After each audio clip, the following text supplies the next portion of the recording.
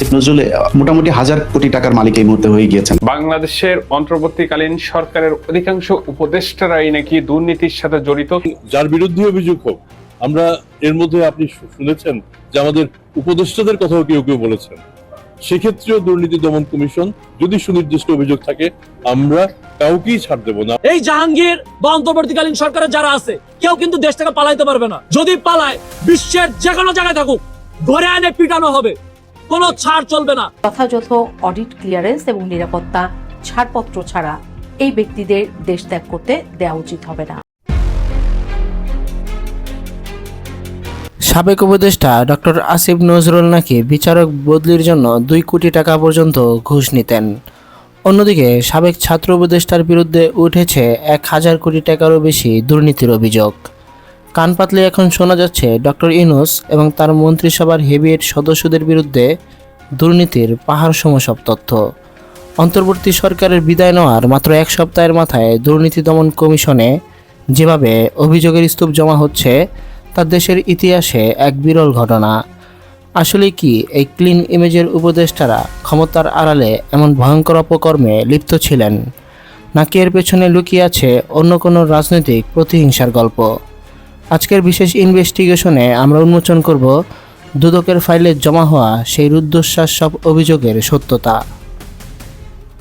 বিগত সরকারের বিদায়ের রেশ কাটতে না কাটতেই প্রশাসনিক এবং রাজনৈতিক অঙ্গনে শুরু হয়েছে এক নতুন ঘূর্ণিঝড়।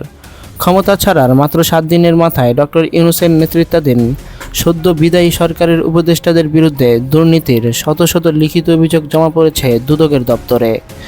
দুদকের একজন দায়িত্বশীল কর্মকর্তার মতে প্রতিদিন যেভাবে অভিযোগের স্তূপ বড় হচ্ছে তাতে অতীতের সব রেকর্ড ভেঙে যাওয়ার উপক্রম হয়েছে। যদিও অভিযোগগুলোর বেশিরভাগই নাম পরিচয় গোপন করে করা হয়েছে, তবে বেশ কিছু ক্ষেত্রে অভিযোগকারীরা নিজেদের পরিচয় স্পষ্ট করেই লিখিতভাবে প্রমাণাদি জমা দিয়েছেন। এই অভিযোগগুলোর ধরন ও পরিধি এতটাই বিশাল যে তা দেশের সচেতন মহলকে রীতিমতো স্তম্ভিত করে দিয়েছে। দুদকের অভ্যন্তরীণ সূত্রগুলো থেকে জানা যাচ্ছে যে অন্য যে কোনো সাধারণ অভিযোগের ক্ষেত্রে যে যাচাই বাছাই প্রক্রিয়া অনুসরণ করা হয়, সাবেক উপদেষ্টাদের ক্ষেত্রেও একই পদ্ধতি অবলম্বন করা হবে। তবে অভিযুক্তদের রাজনৈতিক ও সামাজিক অবস্থান বিবেচনায় এই তদন্ত প্রক্রিয়া অত্যন্ত স্পর্শকাতর হবে বলে মনে করা হচ্ছে, বিশেষ করে যখন সাবেক প্রধান উপদেষ্টা ও নোবেলজয়ী অর্থনীতিবিদ ডক্টর মোহাম্মদ ইউনূস সহ প্রায় সব হেভিয়েট উপদেষ্টাদের নামে দুর্নীতির তকমা লাগছে। তখন জনমনে তৈরি হয়েছে তীব্র কৌতূহল। ডক্টর ইউনূসের বিরুদ্ধে জমা হওয়া অভিযোগের তালিকাটি বেশ দীর্ঘ এবং সেখানে সবচেয়ে বেশি গুরুত্ব পেয়েছে গ্রামীণ টেলিকম এবং গ্রামীণ কল্যাণের অর্থ সংক্রান্ত বিষয়গুলো। গ্রামীণ ব্যাংকেরই কয়েকজন কর্মকর্তার বরাত দিয়ে করা এসব অভিযোগে দাবি করা হয়েছে যে ডক্টর ইউনূস নিজের নামে একটি আলাদা ট্রাস্ট গঠন করে বিপুল পরিমাণ অর্থ আত্মসাৎ করেছেন। অভিযোগে বলা হয়েছে আয়কর ফাঁকি দেওয়া এবং অবৈধভাবে অর্থ সরানোর উদ্দেশ্যেই তিনি এই ট্রাস্টটি তৈরি করেছিলেন, যার মূল কাজ ছিল তার পরিবারের সদস্যদের আর্থিক সুবিধা দেওয়া। এর পাশাপাশি প্রধান উপদেষ্টার মতো রাষ্ট্রের সর্বোচ্চ পদে আসীন থাকাকালীন তিনি বিদেশেও বিপুল অর্থ পাচার করেছেন বলে একাধিক অভিযোগে দাবি করা হয়েছে। উল্লেখ্য যে আয়কর ফাঁকি ও শ্রম আইন লঙ্ঘনের অভিযোগ ডক্টর ইউনূসের জন্য নতুন কিছু নয়, কারণ বিগত আমলেও এই নিয়ে জাতীয় ও আন্তর্জাতিকভাবে বিস্তর আলোচনা সমালোচনা হয়েছে। এদিকে সাবেক আইন উপদেষ্টা আসিফ নজরুলের বিরুদ্ধে জমা পড়া অভিযোগগুলো আরও বেশি বিস্ময়কর। যিনি আজীবন আইনের শাসন প্রতিষ্ঠার কথা বলতেন, তার বিরুদ্ধে মামলা বাণিজ্য, জামিন বাণিজ্য এবং বিচারক বদলির মতো গুরুতর সব অভিযোগ উঠেছে। একটি সুনির্দিষ্ট অভিযোগে দাবি করা হয়েছে যে তিনি 20 কোটি টাকার বিনিময়ে এক ভিআইপি আসামিকে জামিন দেওয়ার নির্দেশ দিয়েছিলেন। এমনকি গান বাংলার কর্ণধার তাপসের জামিনও তিনি বিপুল অর্থের বিনিময়ে করিয়েছেন বলে অভিযোগপত্রে উল্লেখ করা হয়েছে। অভিযোগ রয়েছে যে গত 18 মাসে দায়িত্ব পালনকালে তিনি টাকার বিনিময়ে এমন অসংখ্য বিতর্কিত জামিন করিয়েছেন যা বিচার ব্যবস্থার নিরপেক্ষতাকে প্রশ্নবিদ্ধ করে।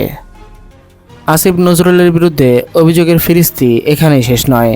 বিচারক ও সাব রেজিস্ট্রার পদায়নেও তার বিরুদ্ধে সীমাহীন দুর্নীতির কথা বলা হয়েছে। দুদকের জমা হওয়া তথ্য অনুযায়ী ঢাকা এবং এর আশেপাশের এলাকায় বিচারক বদলি করতে তিনি নাকি 50 লাখ টাকা থেকে শুরু করে 2 কোটি টাকা পর্যন্ত ঘুষ নিতেন।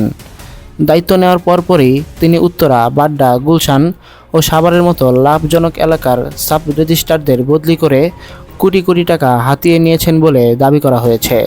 বিশ্লেষকরা মনে করছেন, বিচার ব্যবস্থার মতো সংবেদনশীল জায়গায় যদি আসলেই এমন লেনদেন হয়ে থাকে তবে তা রাষ্ট্রের ভবিষ্যতের জন্য এক চরম অশনি সংকেত। পরিবেশ রক্ষার আন্দোলনে যিনি সারা জীবন সোচ্চার ছিলেন সেই সাবেক পরিবেশ উপদেষ্টা সৈয়দা রিজওয়ানা হাসানের বিরুদ্ধেও অন্তত 8টি দুর্নীতির অভিযোগ জমা পড়েছে। এর মধ্যে পরিবেশ অধিদপ্তরের একাধিক উন্নয়ন প্রকল্প থেকে অর্থ আত্মসাতের অভিযোগটি সবচেয়ে বেশি নজর কেড়েছে। পরিবেশের ছাড়পত্র দেওয়া বা প্রকল্প পাশের ক্ষেত্রে অনৈতিক লেনদেনের কথা বলা হয়েছে এসব অভিযোগে। আরও বিস্ময়কর হলো, তার বিরুদ্ধে অন্যের সম্পত্তি জোরপূর্বক দখল করার মতো অভিযোগও এসেছে। এমনকি তার স্বামীর মাধ্যমে ক্ষমতার অপব্যবহার করে কোনো অবৈধ সুবিধা নেওয়া হয়েছে কিনা তা খতিয়ে দেখতে দুদককে অনুরোধ জানিয়েছেন একজন অভিযোগকারী। জ্বালানি খাতের দিকেও উঠেছে অভিযোগের তীর। সাবেক জ্বালানি উপদেষ্টা মোহাম্মদ ফয়জুল কবির খানের বিরুদ্ধে সামিট গ্রুপের মতো প্রভাবশালী প্রতিষ্ঠানের কাছ থেকে বিপুল পরিমাণ অর্থ হাতিয়ে নেওয়ার অভিযোগ জমা পড়েছে। পাশাপাশি বিভিন্ন বেসরকারি বিদ্যুৎ কোম্পানির সঙ্গে অবৈধ লেনদেন এবং সুবিধা দেওয়ার বিনিময়ে কমিশন বাণিজ্যের কথাও উঠে এসেছে। অন্যদিকে স্বাস্থ্য খাতের মতো জরুরি সেবার জায়গাতেও দুর্নীতির থাবা পড়েছে বলে দাবি করা হচ্ছে। সাবেক স্বাস্থ্য উপদেষ্টা নূরজাহান বেগমের বিরুদ্ধে টেন্ডার জালিয়াতি এবং সরকারি হাসপাতালের যন্ত্রপাতি এবং ওষুধ কেনাকাটায় ব্যাপক অনিয়মের অভিযোগ জমা হয়েছে, যেখানে পুরনো সিন্ডিকেটগুলোর সাথে আতাতের কথা বলা হয়েছে। তবে সব অভিযোগকে ছাপিয়ে গেছে সাবেক ছাত্র উপদেষ্টা আসিফ মাহমুদের বিরুদ্ধে ওঠা দুর্নীতির অঙ্ক। বৈষম্য বিরোধী ছাত্র আন্দোলনের অন্যতম এই নেতার বিরুদ্ধে প্রায় 1000 কোটি টাকার দুর্নীতির অভিযোগ রীতিমতো চাঞ্চল্যের সৃষ্টি করেছে। দুদকের দায়িত্বশীল সূত্রের বরাতে জানা যায়, এই অভিযোগগুলোর বেশিরভাগই ভুক্তভোগীরা সুনির্দিষ্ট প্রমাণাদি সহ জমা দিয়েছেন। বিভিন্ন সরকারি কাজ পাইয়ে দেওয়ার কথা বলে ঘুষ নেওয়া এবং কাজ না দেওয়ার অভিযোগের সপক্ষে তথ্য প্রমাণ সরবরাহ করা হয়েছে। এমনকি এই তরুণ নেতার বিরুদ্ধে বিদেশে অর্থ পাচার, বিটকয়েন বা ক্রিপ্টোকারেন্সির মতো অত্যাধুনিক আর্থিক দুর্নীতির অভিযোগও আনা হয়েছে, যা অবাক করার মতো। পাশাপাশি আরেক তরুণ সাবেক তথ্য উপদেষ্টা মাহফুজ আলমের বিরুদ্ধেও বেসরকারি টেলিভিশন চ্যানেলের লাইসেন্স প্রদান এবং নবায়নের ক্ষেত্রে বড় অঙ্কের ঘুষ গ্রহণের অভিযোগ করেছেন এক ব্যক্তি। সব মিলিয়ে ছাত্র নেতৃত্ব থেকে উঠে আসা এই উপদেষ্টাদের বিরুদ্ধে এমন অভিযোগ বিশ্লেষকদের গভীরভাবে ভাবিয়ে তুলেছে। দুদক জানিয়েছে, তারা প্রতিটি অভিযোগ অত্যন্ত সতর্কতার সঙ্গে যাচাই বাছাই করছেন এবং প্রাথমিক অনুসন্ধানে সত্যতা পাওয়া গেলে তবেই আনুষ্ঠানিক তদন্ত শুরু হবে। টিআইবির নির্বাহী পরিচালক ডক্টর ইফতেখারুজ্জামান বলেছেন, কেউই আইনের ঊর্ধ্বে নন এবং অভিযোগের সত্যতা প্রমাণিত হলে তাদের অবশ্যই দৃষ্টান্তমূলক শাস্তির আওতায় আনা হবে। পরিশেষে বলা যায়, অন্তর্বর্তীকালীন সরকারের উপদেষ্টারা আসলে কি এমন অপকর্মে লিপ্ত ছিলেন, নাকি তাদের ভাবমূর্তি নষ্ট করতে এটি কোনো পরিকল্পিত ষড়যন্ত্র? তা পরিষ্কার হতে আরও কিছুদিন আমাদের অপেক্ষা করতে হবে। তবে দুর্নীতির এই ব্যাপক অভিযোগ দেশের মানুষের মনে গভীর সংশয় তৈরি করেছে। সত্য কি উদ্ঘাটিত হবে নাকি ফাইলবন্দি হয়ে থাকবে, সেটাই এখন দেখার বিষয়। আমাদের ভিডিওটি ভালো লাগলে লাইক দিন এবং আপনার মূল্যবান মতামত কমেন্ট করে জানান। সত্যের সন্ধানে আমাদের সাথেই থাকুন।